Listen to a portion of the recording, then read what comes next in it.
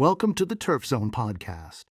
This episode features the article, Preparing for the Next POA Control Season, by Scott McElroy, Ph.D., Professor, Department of Crop, Soil, and Environmental Sciences, Auburn University, and Travis Gannon, Ph.D., Professor, Department of Crop and Soil Science, North Carolina State University.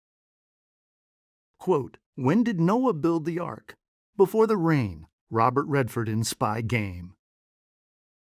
It is the end of POA Anua's lifespan here in the Southeast. As this article is being written in late May, POA is struggling to produce that last bit of seed it can before it dies, perpetuating whatever traits it carries into the future. Likely, if you have been trying to control POA, you are looking down at a population that has been selected for some form of resistance to the herbicides you have been using. The short-time traveler seeds are going to greet you next November-ish. As warm season grasses are sliding into dormancy, or at least a state of slowed or diminished growth, those seeds carrying those herbicide-defying traits are going to make their appearance, potentially thwarting whatever attempt you used last year yet again.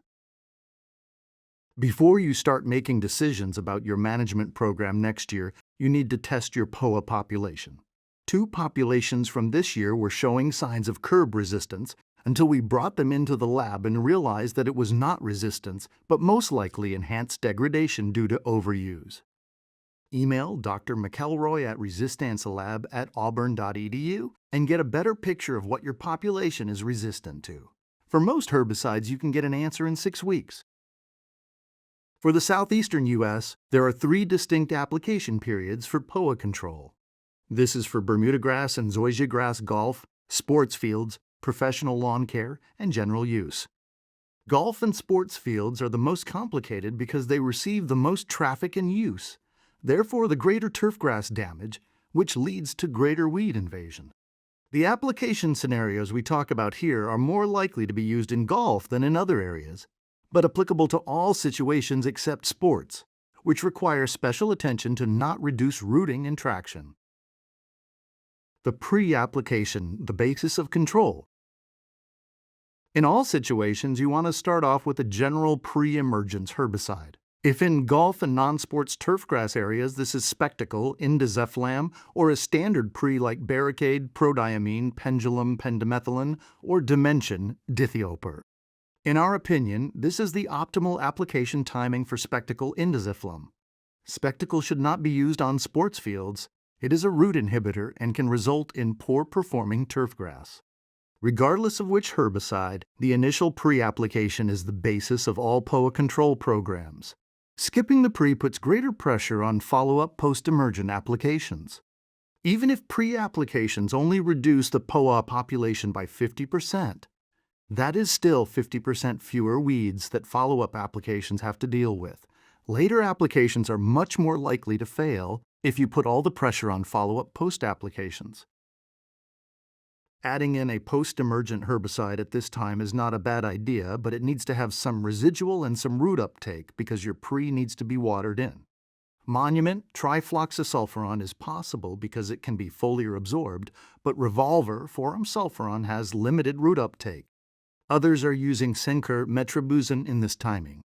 The winter transition, key to resistance management. The early winter or early winter transition application is the most critical.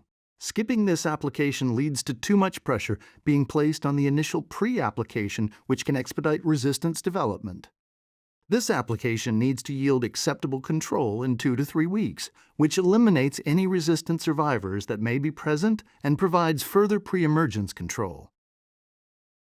The key to the transition application is choosing multiple herbicides with a minimum of 3 different modes of action, with at least 2 having pre-emergence and post-emergence activity. To clarify, 3 modes of action with 2 having both pre- and post-activity.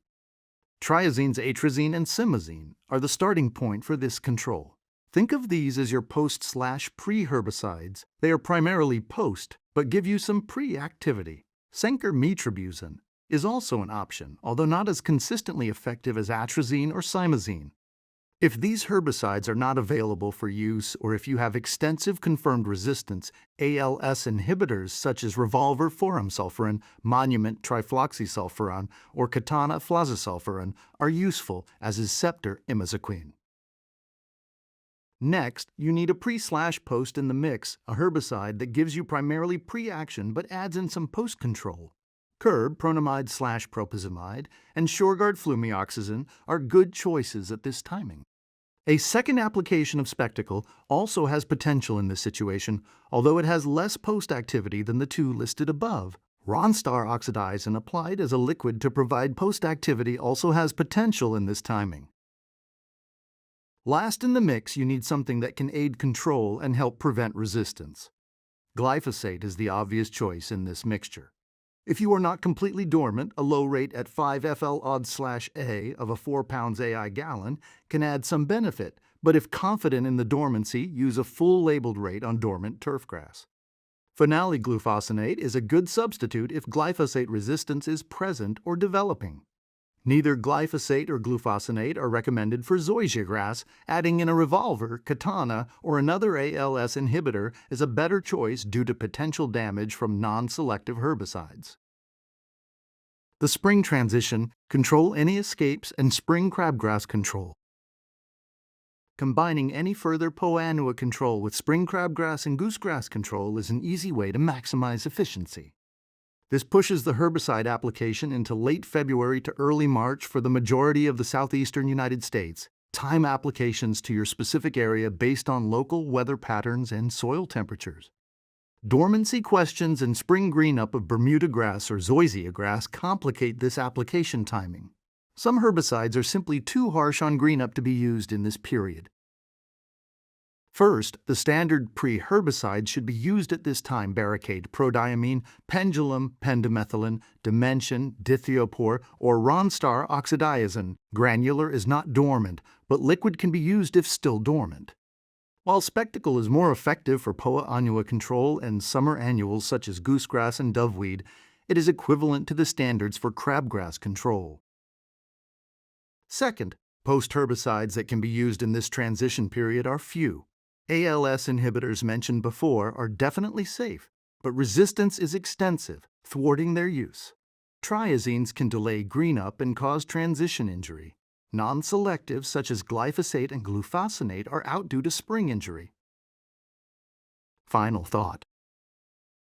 Herbicides are primary technology we have today to control weeds. We live in a chemical technological age. Unfortunately, weeds, especially Poa annua, have evolved resistance to these herbicides. Our thoughts and ideas we provide herein are meant to reduce the potential for resistance development, and all herbicide options are not discussed for brevity. These multi-herbicide strategies now are necessary because herbicide resistance has become so prevalent, and it is our goal to strategically use these herbicides to prevent further resistance development and protect herbicide technology for future use. Note: always read and follow the complete herbicide label before mixing, handling, or applying any product, as the label provides legally required directions for safe, effective use, application rates, precautions, and site-specific restrictions. You have been listening to the Turf Zone podcast.